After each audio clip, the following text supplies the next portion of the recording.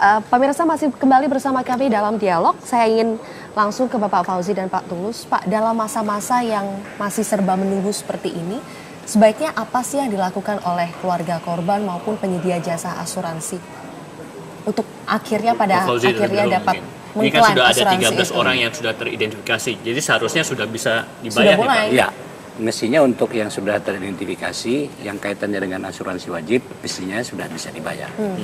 Tapi kaitan dengan opsional, saya juga tidak tahu karena di opsional itu bisa saja merujuk ke exclusion tertentu, ke pengecualian tertentu.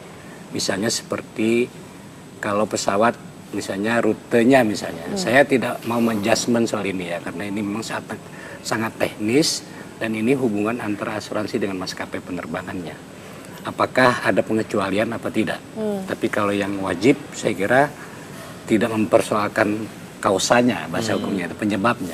Ya. Tapi kalau di asuransi komersial biasanya ada klausula yang biasanya disepakati antara pihak. Berarti sebetulnya sudah bisa mulai. Bisa dimulai sebetulnya. Dibayar. Tapi kan tadi kalau kita lihat ya, ada satu keluarga sebetulnya yang keluarganya sudah teridentifikasi, tapi dia bilang dari pihak asuransinya pun baru menawarkan 300 juta sebagai DP. Ya, dan juga sebenarnya apa yang bisa dilakukan pemerintah dalam hal ini Kementerian Perhubungan? Ya, saya kira begini, saya kira perusahaan asuransi dalam konteks asuransi tadi itu saya kira harus punya itikat baik ya, dalam arti jangan mempersulit kondisi korban atau ahli waris korban. Ini kan korban, ahli waris korban sudah kondisi yang sangat berduka, jangan dipersulit dengan semacam teror psikologis bahwa nanti tidak akan dicairkan segala macam. Padahal kan dalam konteks hubungan hukum tadi konsumen tidak tahu, tidak pernah tahu dan juga memang tidak harus tahu bahwa itu ilegal atau legal. Itu menjadi tanggung jawab pemerintah dengan maskapainya. Jadi memang saya kira saat ini perusahaan asuransi yang sudah bekerjasama dengan maskapai harus mulai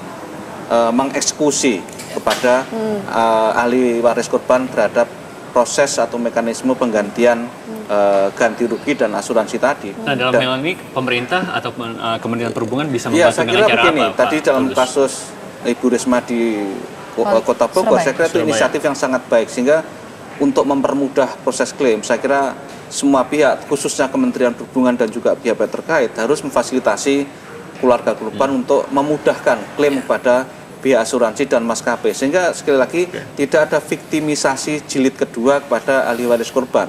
Dan saya kira pemerintah harus turun betul-betul untuk dalam konteks ini Kemenhub untuk memfasilitasi agar tidak terjadi sengketa yang tidak produktif antara nasabah dengan perusahaan asuransi atau maskapai. Terima kasih. Jadi dari teman-teman perusahaan asuransi juga sudah ada itikat baik ya Pak, Pak Fauzi ya, untuk membayar dan sudah mulai, seharusnya juga sudah mulai mencicil. Bukan mencicil uang, bukan mencicil klaim ya Pak, tapi mencicil satu persatu santunan yang akan diberikan kepada keluarga. Baik. Nah, nanti kita akan melanjutkan lagi dialog kita setelah setelah Headline News pukul 10 waktu Indonesia Barat.